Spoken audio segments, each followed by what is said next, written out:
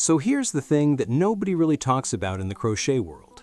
There are a few specific stitches, textures, and design choices that instantly make something look high-end. Once you know what those are, you can apply them to almost anything you make.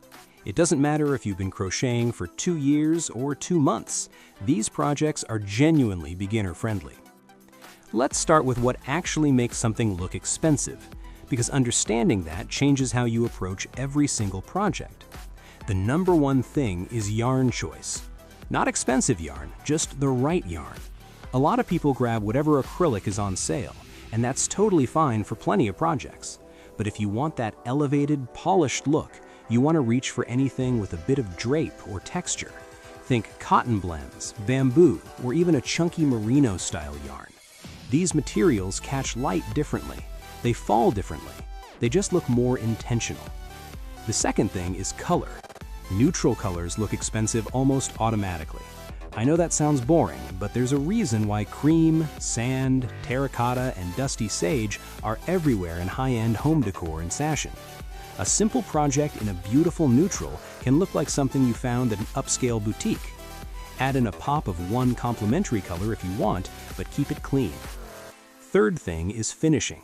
The way you end a project matters so much. Weaving in your ends properly, using a proper joining method, doing a slip stitch edge, or adding a simple picot border can completely transform how finished something looks.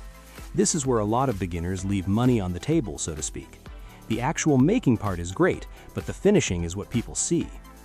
Okay, now let's get into the actual pieces. The first one is a textured market bag. Now I know what you're thinking, market bags are everywhere. They're not anything special. But that's only true if you make them a certain way. The ones that look expensive use a combination of 2 things, a shell stitch border along the top and a mesh body made from a bamboo cotton blend. The shell stitch is one of those stitches that looks incredibly complex, but is actually just a cluster of double crochets worked into the same stitch. You do 5 double crochets into 1 stitch, skip 2 stitches, single crochet, skip 2, repeat. That's it. But when you see it running along the top of a bag, it looks like something a designer thought very hard about.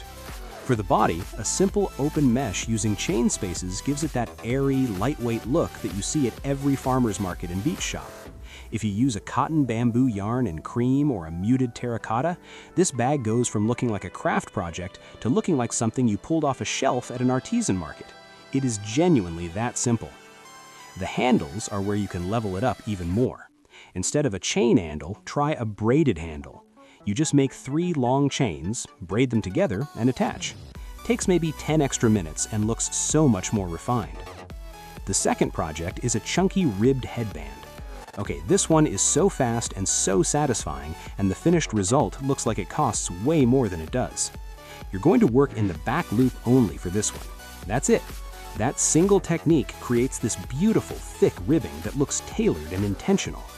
Back loop only just means you insert your hook into only the back loop of each stitch instead of both loops. It creates a stretchy, dimensional texture that is unmistakable. Use a chunky weight yarn and a large hook, something like a 6 or 6.5 millimeter. Work in rows of single crochet in back loop only until your piece is long enough to wrap around your head with a little bit of overlap. Then seam the 2 ends together and you've got a headband that looks like it belongs in a winter accessories catalog.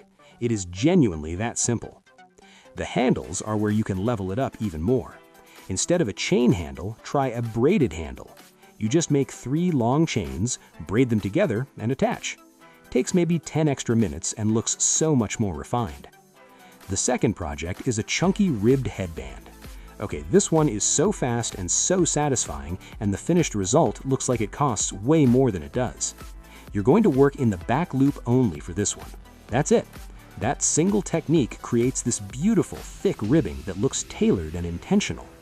Back loop only just means you insert your hook into only the back loop of each stitch instead of both loops. It creates a stretchy, dimensional texture that is unmistakable. Use a chunky weight yarn and a large hook, something like a 6 or 6.5 millimeter. Work in rows of single crochet in back loop only until your piece is long enough to wrap around your head with a little bit of overlap. Then seam the 2 ends together and you've got a headband that looks like it belongs in a winter accessories catalog. It is genuinely that simple. The handles are where you can level it up even more. Instead of a chain handle, try a braided handle. You just make 3 long chains, braid them together, and attach.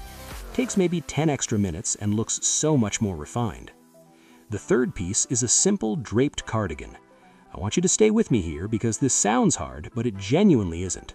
The style of cardigan I'm talking about is the kind that just drapes open in the front, has no buttons, and has a slightly oversized fit. These are everywhere in fashion right now, and they're actually one of the simplest things you can make. The reason they look expensive comes down to the stitch. You want to use a half double crochet for most of the body. Half double crochet has this slight V texture that looks woven. It's not as stiff as single crochet, not as open as double crochet. It sits right in that sweet spot where it looks like it could be a knit piece, and that automatically reads as more upscale. The construction is basically 2 big rectangles joined at the shoulders. You make the back panel, then 2 smaller front panels. You seam the shoulders, fold the edges in for sleeve openings, and you're done.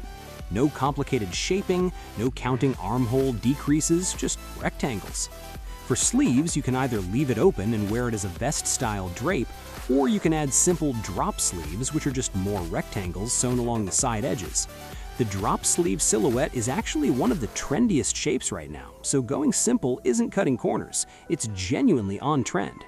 Finish with a loose single crochet border all the way around the front edges and neckline, and you have a wearable piece that people will ask you where you bought. The fourth project is a Bobble stitch throw pillow cover.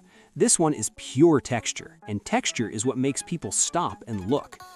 Bobble stitches are clusters of incomplete double crochets worked into the same stitch and finished off together. They pop out toward you on the fabric, creating this raised dot pattern that looks almost like a sculptural design. It sounds complicated, but once you do your first few bobbles, you kind of can't stop. Here's what you do. Work in rows, alternating between a bobble and a regular double crochet stitch across each row. Stagger your bobbles on the next row so they fall between the bobbles from the row before. That's your whole pattern. Just that offset bobble structure looks like something that took a textile designer months to come up with. Use a thick cotton yarn in one of those warm neutrals I mentioned earlier, cream, oatmeal, or a warm white. Work until you have a square big enough for your pillow insert, which is usually about 18 by 18 inches for a standard throw pillow. Make 2 panels, seam 3 sides together, insert your pillow form, and seam the last side. The pillow will look like something from a high-end home decor store. No exaggeration. The bobble texture picks up light in a way that makes it look dimensional and intentional. People will touch it because it looks interesting. That's a good sign. The fifth piece is a